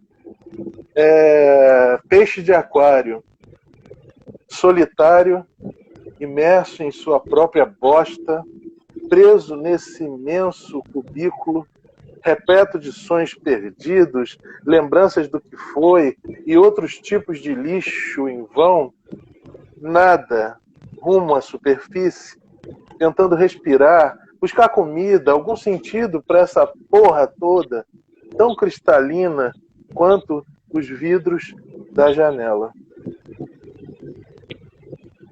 É um sentimento de sufocamento que o poema transmite? Era um momento que você estava de saco cheio dessa porra toda, vamos chamar assim? Eu acho que golpe de assim, a gente tem que pensar no 16. contexto também, né, da época que a gente está falando aí. São poemas todos do pós-golpe, né? Então, é desemprego, é solidão, é falta de perspectiva de vida econômica, né? Tudo isso vai entrando. É depressão, porque tudo isso vai entrando nesse caldo. né? Você fica trancado em casa, você não tem trabalho, você corre atrás, passa o dia inteiro correndo atrás de trabalho, para ver como é que você vai pagar suas contas no dia seguinte. Você tenta sair para vender poesia, ninguém compra. Então, tudo isso vai criando esse cenário de abandono, de autoabandono, de solidão, né? De lidar com uma certa angústia existencial, com será que o que eu fiz da minha vida? Eu tomei as decisões certas? Então, tudo isso vai construindo esse cenário que, de certa forma, eu apresento, porque é isso, a gente está falando desse Brasil pós-golpe, né? Então, as subjetividades, elas também estão acuadas por isso. Aí você falou esse poema, eu vou puxar outro que dialoga justamente, que acho que assim a gente vai ganhando e amplificando, né? Então, você puxou o peixe de aquário e eu vou responder com fome, porque é mais ou menos disso que a gente está falando, né? Do mesmo tema, sobre como sobreviver no mundo, né? E sem ceder, sem deixar de ser quem somos, né? Como tá ali ganhando o nosso pão, correndo e não abrir mão da nossa literatura, da nossa subjetividade, da nossa expressão. Então eu vou falar fome aqui. Desatinada noite, entope de bagas o cinzeiro, perdido entre pensamentos, buscando vida nas palavras à luz do monitor, procura cura pro veneno. Poços sem fundo, fome, e a vida dividida entre a dívida e a dúvida. Não, paraísos artificiais não me satisfazem mais como antigamente. O sexo, drogas e rock and roll era tudo que a gente tinha, mas a guitarra quebrou, a droga estava malhada e confesso que brochei. Agora aqui, diante desse branco, pago o cofrinho pro mundo. Entro fundo no meu próprio pesadelo, sisificamente preso em si, sem nunca querer mais do que o incômodo pode oferecer. Então, acho que o cenário é muito esse, né? De crise, um cenário de falta de perspectiva, né? A gente sempre se deparando com a necessidade. Tá dividido entre ser, né, literato e tem que estar pagando o nosso pão, né? Que está aqui fazendo o que a gente acredita, o que a gente sonha, né? E está sendo o tempo inteiro rechaçado pelo mundo que diz que o que a gente faz não tem valor, né? Não tem valor porque não tem valor financeiro, porque você não consegue trocar por comida, né? Então é dessa fome que a gente fala, né? Qual é a nossa fome? Tati, seja bem-vinda, Tati Torres. Para quem está chegando, hoje está tendo sorteio do livro na Casa Mata de Si. Quem quiser tem que falar aí no chat, falar eu quero participar, eu quero estar no sorteio. Aí a gente já solta um número aqui na hora, já temos 6 participantes aqui no sorteio. Tá certo? Um beijo para todos que estão chegando. Cheguem, participam, interajam. Tá bom? Vamos lá. Então, continuando Isso, falando. mandem, inclusive, perguntas, se vocês quiserem perguntar algo pro Pedro. Pode falar, pode, É muito... pode dizer o que está Isso, achando, pode mandem. reclamar. Exatamente. Digam o que vocês quiserem aí. Não Que a aceitam o gente... resultado da eleição. Só isso aqui não pode, o resto pode. Não, e Pedro, é engraçado, de 2000 e talvez 2013, vamos botar assim, com aquelas passeatas aqui de rompantes, aquelas coisas que a gente não estava entendendo a princípio. De 2013 para cá, pelo menos para mim, eu senti muito um sentimento de opressão, muita opressão, porque se você for reparar, né, e você deve ter reparado com muita... você é um cara muito, muito inteligente, muito arguto, né? Você reparou que de 2013 em diante, até agora a vitória do presidente Lula, a gente não teve uma pauta nossa, uma luta nossa que foi vitoriosa. A gente só teve derrota. Foi reforma de Previdência, foi reforma trabalhista, foi só tirar da classe trabalhadora, o enfraquecimento dos sindicatos, né, com não precisar mais pagar a taxa ao sindicato foi terrível, isso enfraqueceu os sindicatos, muitos deles fecharam, enfim, só foi derrota. O campo progressista só teve derrota. E agora a gente sentiu um alívio. Não é todo dia um 7-1. Agora a gente sentiu um alívio, né? Pois é, e agora a gente sentiu um alívio muito grande com essa vitória. Por enquanto, a gente ainda vai lutar mais para ele tomar posse, mas a gente está na luta, Não, Mas que a gente estava lutando, e não estava conseguindo nada, né? Isso que era um grande a gente problema. está tão desacostumado a ganhar que a gente não está nem sabendo como é que ganha, sabe nem comemorar, sabe? A gente comemorando, não, o Lula foi eleito, a pessoa, não, mas o inimigo ainda está aí, mas o Congresso ainda tem gente, tá, tudo bem, a gente conseguiu impedir o país de pular de base jump no penhasco do fascismo.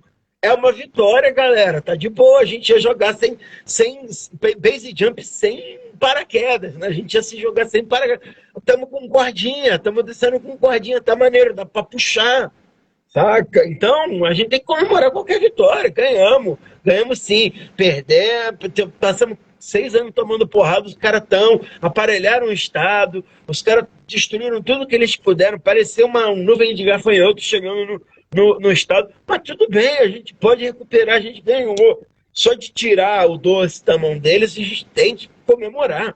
A gente tem que falar, não, é isso, a gente voltou, a gente pode pautar de novo, né? Então, vamos sair da defensiva também, vamos ficar felizes, vamos comemorar, vamos aproveitar, vamos abraçar, vamos falar. Vitória, gente, vitória. É uma coisa que estava tão difícil, tá? Sabe? Eu cansei de apanhar que nem cachorro vira-lata, gente. Eu quero ganhar de vez em quando, eu quero poder. É isso, quero ter Ministério da Cultura, sabe? A gente quer poder comemorar, quer que acabe o desmonte das políticas culturais, que acabe o desmonte de todas as políticas sociais, sabe? Tem muita coisa boa para acontecer, então vamos ser felizes, vamos comemorar um pouco, né?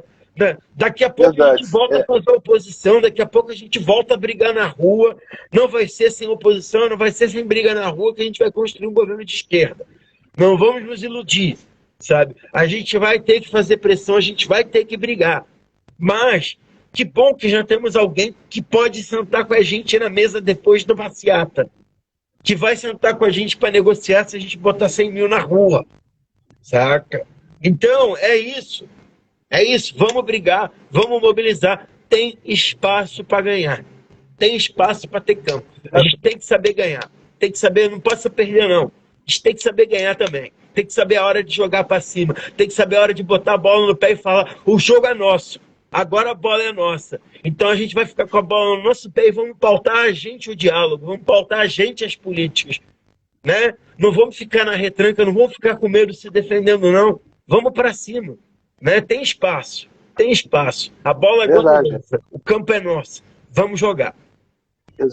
Exatamente. A gente começou a sair das cordas agora com essa vitória e vamos tentar contra-atacar cada vez mais para tentar equilibrar o jogo, né? Bom, então vou continuar aqui falando um pouco desse ambiente que a gente vive até hoje, de ficar o tempo inteiro com medo das coisas. Será que vai ter golpe? Será que vai ter isso? Será que a gente vai cair no abismo? Eu vou falar um poema teu chamado Terror, que é sobre o terror dos nossos terrores cotidianos, né? Vamos lá, terror.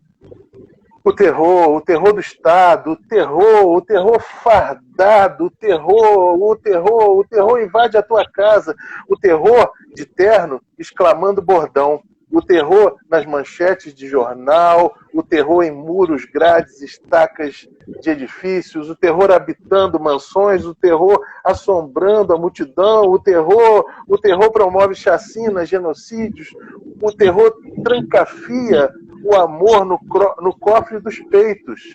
O terror justifica o terror lincha a todos igualmente, o terror está armado de argumentos, o terror quer te convencer que é inocente. O terror é um homem de bem.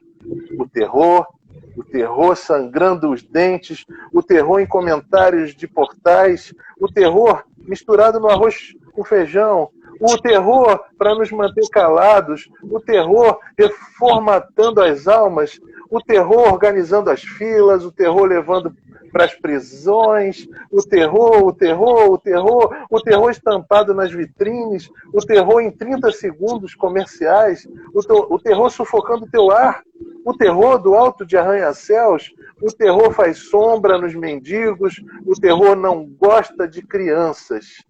o terror, o terror, o terror, o terror, o terror, o terror, o terror vai estar lhe transferindo, o terror cochila às sextas-feiras, o terror não dorme nunca, o terror não te deixa dormir, o terror vende os teus Rivotris, o terror é alucinógeno, o terror come teu fígado, o terror ainda vai nos matar.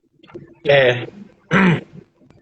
É triste, né? Mas é isso. Eu acho que esse é um poema que eu acho que fala muito do processo de fascistização que o país viveu, né? Então todos os atores estão aí, né? O jornalista, o jornal sensacionalista que fica ali falando bordão, todo esse sufocamento que a gente cria, porque é isso, fascistização é imputar o medo, né? E a gente viveu aí nos últimos 10, 15 anos um processo de provocar o medo nas pessoas. As pessoas foram sendo aterrorizadas cada vez mais. E aí, as pessoas com medo, você começa a poder criar inimigos invisíveis. Então, de repente, já tem os globalistas que querem fazer que os comunistas malvadões deem o golpe, o Fórum de São Paulo. Você começa a criar inimigos, porque as pessoas estão com medo, elas estão assustadas, né? E a gente precisa denunciar, a gente precisa dar o nome dessas coisas. A gente precisa dizer que isso é terror, é terrorismo, saca? Isso não é real, isso não é verídico, não tem risco, saca? Isso é medo que estão querendo botar na gente. Mas esse medo mata. Esse medo pode matar, saca? Mas você vê que... né? Esse medo você pode... vê que a base... Esse medo vê que a base do controle das... fala você. Não, esse medo pode acabar matando, porque ele controla as almas, né? É isso que ele vai falando, é como esse medo ele vai controlando e dominando as almas das pessoas, vai dominando as subjetividades, e as pessoas vão ficando acuadas, e quando elas estão com medo, elas aceitam qualquer coisa para se proteger. Nós somos bicho, né? Bicho, não, você vê, é perigoso. Sim, não, inclusive... O terror pode te matar ou pode matar o outro, né? O teu próximo, porque você fica com tanto medo de tudo. A mensagem ela está apontando para todo leitor. Qualquer um pode ser morto pelo terror. Não vai achando que você pode escapar, né? Sempre pode te matar o terror. Exatamente. Sabe, de um jeito ou de outro. Pode te matar com as próprias mãos ou pode te matar com as suas mãos. Né? O terror ele é fantástico, né? Mas já que a gente já que a gente foi para... Mas se você for ver, a grande arma de controle das religiões, desde que o mundo é mundo, é o medo, implantar o medo na cabeça das pessoas como forma de controle, né? Porque você vê que como as pessoas manipulam esse medo, né? Você vai para o inferno, você peca demais, ou você... A religião sempre teve essa coisa de usar o medo das pessoas como dominação, né? O medo do terror é isso, o medo é uma estratégia de dominação, né? Ela pega no nosso lado mais primitivo, mais animal, né? A gente tem um instinto de sobrevivência. Queria mandar um beijo para a Betsaida, que entrou aqui também, está assistindo a live. Beth, beijão, querida, meu amor, maravilhosa lá de Belo Horizonte, chegando junto. Mas já que a gente falou, né, foi pro verso afiado, foi para, né, para as coisas mais contudas, eu vou fazer também essa pequena homenagem aqui, né, a todas as pessoas envolvidas no golpe que passamos em 2016, tirando uma presidente democraticamente eleita, sem qualquer legitimidade, né? Então eu queria ler esse texto que eu penso mais ou menos seria assim que eu votaria se eu tivesse naquele congresso, naquele dia. Eu falaria algo mais ou menos assim: parabéns aos envolvidos. A todos aqueles que contribuíram com seus 10% para esta nobre causa. Aos saqueadores de sonhos, mercadores do país do futuro que não teremos. Aos ditadores do dia a dia, feitores rotineiros manejando as planilhas e aos infames pretendentes a agarrastas o Médici. A todos os censores de botequim, cagando regra na moral e vida alheia, e aos linchadores e relinchadores do senso comum. Aos nobres congressistas e judiciário e executivo corrompidos, e aos seus confrades e mecenas corruptores, que entopem suas veias com malas de milhões. Sem vocês, isso não seria possível. aos barões e oligarcas, proprietários das ruas e dos dias roubados de nós, aos narcotraficantes de terno cortado, representantes oficiais dos senhores da guerra civil com seu exército nutrido a sangue e miséria, aos disseminadores de inverdades da velha e nova mídia, propulsores da ignorância e do descaso com que há de humano, e aos artistas do marketing grandioso, sua vida e obra como cães fiéis dos senhores de engenho, aos fraudadores, sonegadores e inventores de impostos, larápios indiscretos, usurários do erário, ao voto obrigatório, introdução a fórceps da democracia em nossas bundas, a todo esse cimento dos monumentos, a tempos de enriquecimento escuso ao custo do verde e vida dos nossos povos, às capitanias hereditárias da nossa cultura e suas pautas viciadas, e ao escravagismo nosso de cada dia, chibata que estrala na nova senzala.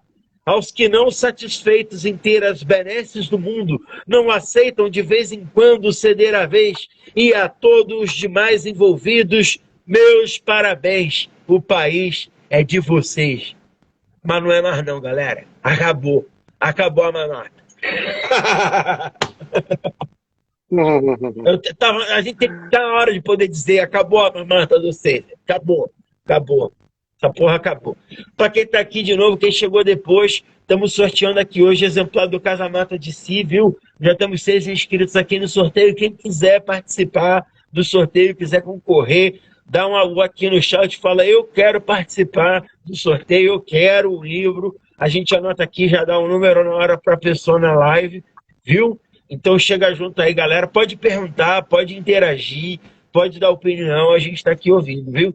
Legal é participar com todo mundo junto. O Marcelo aqui é nosso âncora, que eu estou dialogando, eu sou o poeta, mas a gente quer que todo mundo participe junto, né? Pois é, né? Você vê, né, Beth? Altamente profético, né? Esse livro, né? É meio que assim, né? Eu não vou dizer que é profético, né, Beth? Que você é formada em História e Geografia, né? Você é da área de humanas.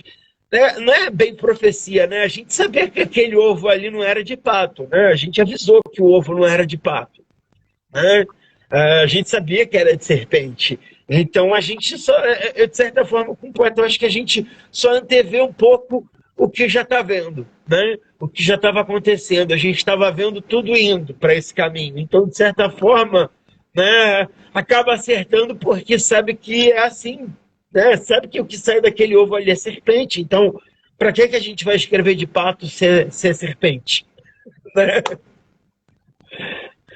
Acho que é isso, né? Bom,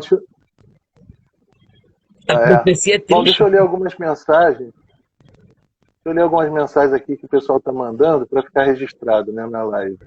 Deixa eu ver. Ih, caramba. Muita gente já falando várias coisas, né? Sim. Eu tô falando que a Betsaida aqui comentou sensacional e profético para todos que vivemos nesses últimos anos. Eu estava respondendo ao comentário da Betsaida querida aqui. Beijão, Beth. Maravilha, maravilha. Ângela Guerra, minha amiga lá da União Brasileira dos Escritores, falando: oi, Marcelo. Oi, Tati. Saudando aqui. A Tati falando que alívio essa vitória aí da gente agora, essa vitória atual, né? A Rosália falando: mas a poesia ajuda a atravessar tudo isso. A arte é cultura. Aí a Tati falou: pô, como é que é? Teremos a volta do Ministério da Cultura. Rosália: historicamente, poesia é resistência. Aí a Tati falou depois: mas vai dar tudo certo. Isso é só barulho de quem não sabe perder. Aí, continuando aqui a leitura, a Beth mandou beijo querido. Noélia, desculpe a minha ausência. Oi? Nono voltou, avisou que não tava, que tinha dado uma voltinha. Desculpe a ausência, eu voltei. Ela disse: esse poema é bárbaro, a Nono falou. Querida Nono. E aí? Bárbara é você, Nono. Peraí. Pois é, demais ela. Bom, Vou ler agora um poema chamado Estiagem. Boa. Morto, morto após cada derrota, as ressecadas folhas desta hortelã sedenta desfalecem os caules, restando sobre o solo o verde que ali havia. Das coisas que um dia importaram, pouco resta de lembrança, senão os sorrisos que eu tive que esquecer e os riscos que corremos juntos. Foram belos os desvios do coração tempestuoso. Faz do erro a arte do encontro e pelas ruas caminha impávido e tranquilo rumo à hecatombe. E do seu voo ao incerto, plana e pousa esse senhor do destino, pois sabe que nas folhas que escrevo, nem mesmo a morte se promete eterna. É que a chuva sempre vem e rega a erva perecida, e a água traz o broto e faz o cheiro de hortelã, sedenta se espalhar pelo jardim do peito. Muito bom. Eu gosto desse poema. Eu, dentro do livro, eu tentei construir uma narrativa, fazer um movimento, né, de dentro para fora, né? Por isso que ele começa nas metalinguísticas, vem para poemas altamente subjetivos, né, interiores, e aí também fisicamente o livro começa a sair, né, de dentro de casa. Então, nesse poema do Estiagem é quando eu faço a transição para a varanda. Quando eu saio de dentro da casa, eu vou para a minha varanda, né? Então, já é um espaço mais transitando esse olhar para o mundo, né? Mas é também um espaço íntimo, né? Então, eu vou ler, para completar, né, esse poema, eu vou ler... E o interessante só para completar sobre esse poema Estiagem, o próprio título já coloca para a gente que é um momento dentro dessa tempestade toda que o livro transmite, né? É um momento de estiagem, é um momento de respiração, de esperança, de crença no amanhã. Então, muito interessante né, dentro de um sufoco de respiração, você ter um momento de alívio, porque também nem tudo é drama, nem tudo é tristeza, né? No meio de um caos, né, como a gente estava vivendo e está ainda vivendo, você ter assim, não, hoje eu tô esperançoso, eu acho que isso vai passar, não há mal que dure para sempre, nós vamos conseguir. Eu acho que, né, é importante também cultivar a esperança. Eu acho que é por aí. E a esperança essa que acho que é um pouco a imagem, né? A esperança, o amor é como essa raiz, né, de hortelã, como essa raiz de planta rasteira que às vezes a planta morre, mas se chover, se regar, ela nasce de novo, porque a raiz ela continua ali. E a raiz ela é funda, a raiz ela resiste, né? Então eu acho que é um pouco essa imagem, né? E é dessa saída, né? Desse olhar para o mundo, desse olhar do querer voltar a estar no mundo, né? E aí eu vou ler para dialogar também, falando dessa parte da varanda, eu vou ler esse um conjunto, né? Um quadríptico de haikais, né? Um conjunto de 4 haikais fazendo o movimento das 4 estações, né? Que eu escrevi com a temática da minha varanda, né? Então são imagens que eu retiro das plantas do dia a dia, da nossa varanda, das plantas que a gente tem em casa, né? Da nossa vivência, né, diária, né? Então, como eu estava falando de casa, como eu estava falando de uma casa-mata, né? Eu queria apresentar essa natureza possível, como é uma natureza que resiste, né? No ambiente mais inóspito, que é uma grande cidade como São Paulo, qual é a natureza que resiste? Qual é a vida que resiste nesses ambientes? E é disso que eu acho que falam esses quatro haikais das 4 estações, né, e que falam sobre as plantas da varanda, né? Então eu vou ler aqui. Vou ler na sequência os 4 haikais com seus títulos. Trepadeira. Num sol de 40, escala aquilo que abala, feito o tempo tenta. Coleóptero. Lento pousa o tanque, no vaso seco, no raso. Forte, belo e estanque.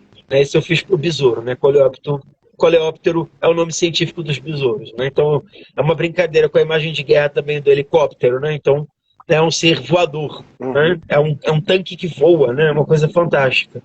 Lento pouso tanque, no vaso seco, no raso, forte, belo e estanque. Mandacaru, a torre do cacto, com frio, não perde seu fio, permanece intacto. E, para a primavera, espada de São Jorge. Vê rasgando a terra, na chuva, o broto que luta, armeiro de guerra. Né? Movimentou as 4 estações, né? A trepadeira é do verão, né? O coleóptero é do outono, Mandacaru é do inverno e a espada de São Jorge é para a primavera. Né? Então tem esses movimentos, né? Da natureza, da chuva, da secura, do frio, do calor, né? De cada desafio. Então é meio que isso, né? Que eu estou falando, que eu estou caminhando, né? No livro cada vez mais para esse mundo externo, para voltar para a rua, para voltar para olhar para fora. É o verdadeiro campo de batalha, é a rua, né? A gente batalha aqui dentro, mas a guerra se ganha lá fora.